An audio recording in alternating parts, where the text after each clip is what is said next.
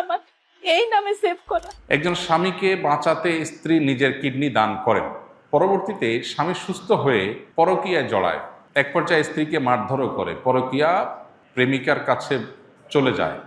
এ ধরনের ঘটনার ইসলামী দৃষ্টিকোণ থেকে শাস্তি কি? প্রথম কথা হলো, বিবাহিত মানুষ যদি জেনায় লিপ্ত হয় তাহলে তো ইসলামের দৃষ্টিতে সবচেয়ে নির্মম এবং করুণ শাস্তির কথা বলেছে।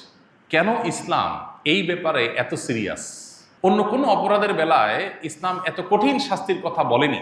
কোমর পর্যন্ত মাটিতে পুঁতে রেখে পাথরের আঘাতে তাকে মৃত্যুদণ্ড বাস্তবায়ন করা, অন্যান্য ক্ষেত্রে এত কঠিনভাবে মৃত্যুদণ্ড বাস্তবায়ন করতে ইসলাম বলে না। এক্ষেত্রে কেন বলেছে?